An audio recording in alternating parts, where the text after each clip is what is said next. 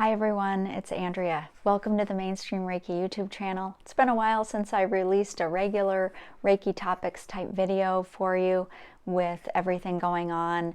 I've been focusing on some live distance Reiki shares, which you can tune into Thursday nights at 7 p.m. Eastern Time on the Mainstream Reiki Facebook page, and then I do edit those a little bit. I add music and put them right here on YouTube. If you are new to the channel, I would invite you to like the videos and subscribe so that I know you're out there and interested in more content. This video is all about a technique that you can use for distance Reiki, but self Reiki at the same time. So it's a little bit different, and I would invite you to give it a try. This all came about a few years ago when I was going through my desk and I came across this little picture of myself. I don't know if you can really see it, but I was about 3, I think, in this photo. And it's funny, I actually remember those pajamas and everything quite clearly. But I came across the photo, and when I did, I sort of connected with my younger self and thought immediately, wow, I could send her Reiki. So that's actually what I did. I put the photo between my hands and just invited Reiki to flow to this little girl all those years ago. And it was a pretty powerful experience for me.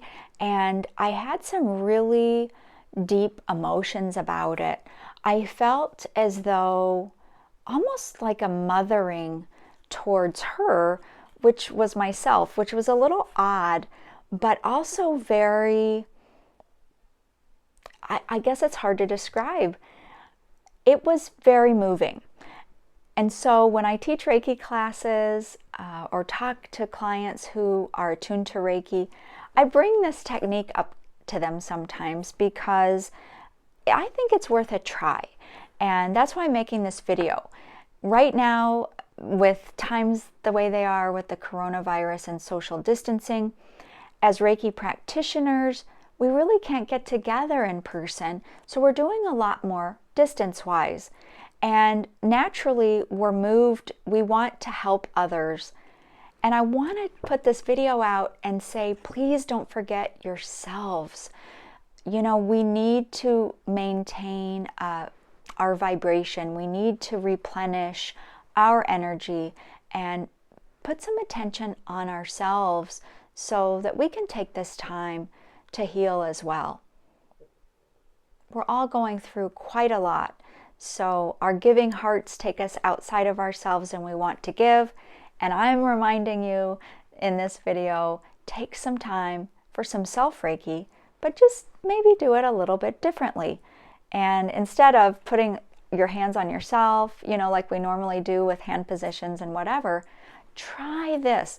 Get an old photo of yourself and see what comes up. I'd love to hear your comments down below. You can leave those for me and share with, you know, all of the other viewers of the video what you found when you were engaging in this practice. It's pretty moving and profound. Again, another idea I have for you is we'll often do Reiki sessions, distant Reiki sessions, and we have different techniques.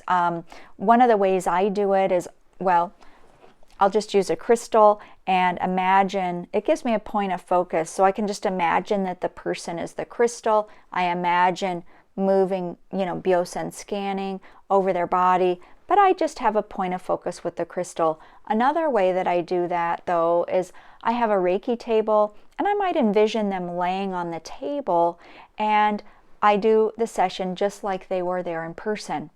So I want to invite you to do it a little bit differently, whether you use a crystal as a point of focus or the Reiki table, however it is you do that for a normal session distance with another person. I would invite you to intend that you are on the table. Use your name. So for me, I would intend that Andrea Kennedy's on the table. And when I Byosen scan, when I offer Reiki, when I'm tuning into that person, it's Andrea Kennedy. I don't say me or anything like that. I use my name. You know, names are very powerful. They're an audible energetic signature that tunes into our energy here on the earth plane. So I think names are very important. And so I would invite you to envision, intend that your name, your identity is on that table, but yet you're the Reiki practitioner.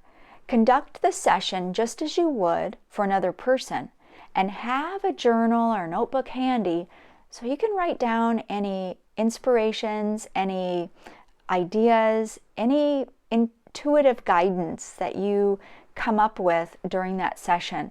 But the idea is to kind of keep a separation between you, the practitioner, and the person you're working with on the table. It's going to give you some new insights and some new information, I will bet, about yourself.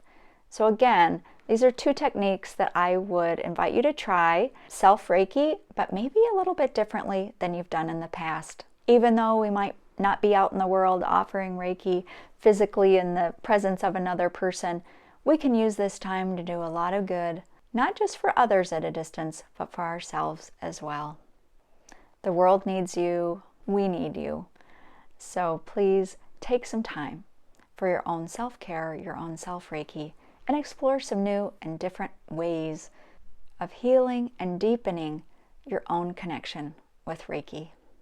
Thank you so much for watching, and I always wish you the highest of Reiki blessings.